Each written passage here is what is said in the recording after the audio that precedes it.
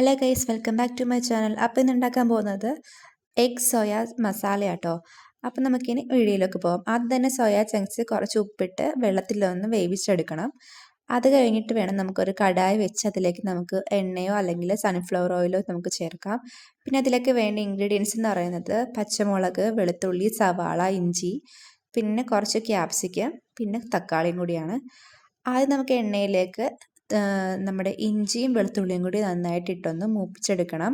ചെറുതായിട്ടൊരു പച്ചമണം മാറി വരുമ്പോഴത്തേനും നമുക്ക് അതിലേട്ടിന് സവാളയും പച്ചമുളകും കൂടി ചേർക്കാം. സവാളയും പച്ചമുളകും കുറച്ച് ചെറുതായിട്ടൊന്ന് വഴണ്ടി വന്ന ശേഷം വേണം നമുക്ക് അതിലേക്ക് ക്യാപ്സിക്കവും പിന്നെ അരിഞ്ഞു വെച്ചിരിക്കുന്ന തക്കാളിയും ചേർക്കാനായിട്ട്. അപ്പോൾ നമുക്ക് ഇതിനെ നന്നായിട്ട് വാടിക്കിട്ടാനായിട്ട് കുറച്ചും കൂടി ഉപ്പും കൂടി ആഡ് ചെയ്തിട്ട് നന്നായിട്ടൊന്ന് വഴറ്റി കൊടുക്കാം.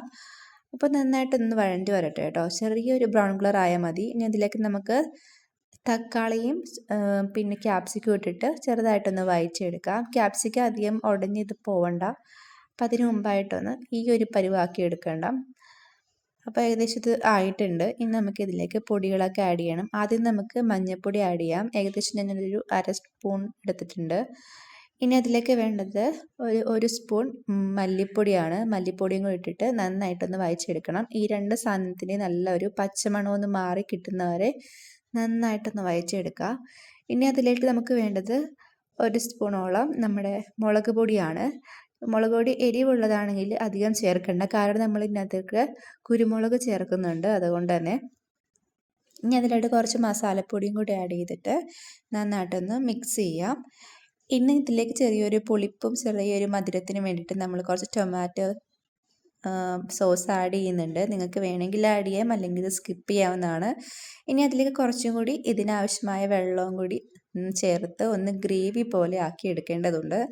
അപ്പോൾ നന്നായിട്ട് വെള്ളം തിളപ്പിച്ച് വരുമ്പോഴത്തേനും നല്ല തിക്ക് ഗ്രേവി ആയിട്ട് ഇത് വരും.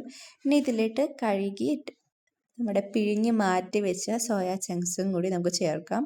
ഞാൻ സോയ ചങ്ക്സ് ഇത് ഉപ്പും ചേർത്തിട്ട് വേവിച്ചെടുത്താണ്. അപ്പോൾ ഇതിൻ്റെ വെള്ളം ഒന്ന് ഊറ്റിക്കളഞ്ഞിട്ട് നന്നായിട്ടൊന്ന് പിഴിഞ്ഞ് മാറ്റി വയ്ക്കുക. ഇനി ഇതിലേക്ക് ഈ സോയ ചങ്ക്സും കൂടി ആഡ് ചെയ്തിട്ട് നന്നായിട്ടൊന്ന് ഇളക്കി മിക്സ് ചെയ്ത് കൊടുക്കണം. എന്നിട്ട് ചെറുതായിട്ട് ലോ ഫ്ലെയിമിൽ ഇട്ടിട്ട് വേണം ഇത് വേവിച്ചെടുക്കാനായിട്ട്, കാരണം എണ്ണ കുറച്ച് തെളിഞ്ഞ് വരേണ്ട ആവശ്യമുണ്ട്. അപ്പോൾ നന്നായിട്ടൊന്ന് ഇളക്കി എല്ലാം യോജിപ്പിച്ച് നന്നായിട്ടൊന്ന് അടച്ചു വെച്ച് വേവിക്കാം. എൻ്റെ ലാസ്റ്റിൻ്റെ മേളിലേക്ക് നമ്മൾ കുറച്ചും കൂടി കുരുമുളക് കൂടി ആഡ് ചെയ്യുന്നുണ്ട് കേട്ടോ. അപ്പോൾ ഈ കുരുമുളക് ചേർത്തിട്ട് ഇളക്കേണ്ട ആവശ്യമില്ല. അത് കുറച്ചൊന്ന് കുറുകി വരുമ്പോഴത്തേക്ക് നമുക്ക് ഒന്നും കൂടി മിക്സ് ചെയ്ത് ഇളക്കാം. അപ്പോൾ ഇത് ഏകദേശം എല്ലാം നല്ല മസാലയൊക്കെ പിടിച്ച് നല്ല ഗ്രേവി പോലെയൊക്കെ ആയി വന്നിട്ടുണ്ട്. ഇനി നമ്മുടെ മെയിൻ ഇൻഗ്രീഡിയൻസ് ആയ നമ്മൾക്ക് കോഴിമുട്ട ഒരു 2 എണ്ണം ഞാൻ ചേർക്കുന്നുണ്ട് കേട്ടോ. അപ്പോൾ ചേർക്കുമ്പോഴത്തേക്കും നല്ല കൊഴുപ്പും പ്രത്യേക തരത്തിലൊരു സ്വാദ് ഇത് കറിക്ക് കിട്ടുന്നതാണ് കേട്ടോ. അപ്പോൾ അതെല്ലാം ചേർത്ത് നന്നായിട്ട് ഇളക്കുക. അപ്പോൾ നല്ല ഗ്രേവി പോലെ ആയി വന്നിട്ടുണ്ട്. അപ്പോൾ ചെറുതായിട്ടൊന്ന് റോസ്റ്റ് പോലെ വേണമെങ്കിൽ റോസ്റ്റ് പോലെ ആക്കിയെടുക്കാം, അല്ലെങ്കിൽ സെമി ഗ്രേവി പോലെ ആക്കിയെടുക്കാം. അപ്പോൾ നല്ല ടേസ്റ്റാണ്. ചപ്പാത്തിക്കും ചോറിനൊക്കെ ഒപ്പം കഴിക്കാൻ പറ്റും നല്ലൊരു അടിപൊളി ഡിഷാണ്. അപ്പോൾ എല്ലാവരും ട്രൈ ചെയ്ത് നോക്കുക. ഇഷ്ടമായെങ്കിൽ എല്ലാവരും ചാനൽ സബ്സ്ക്രൈബ് ചെയ്ത് സപ്പോർട്ട് ചെയ്യണേ.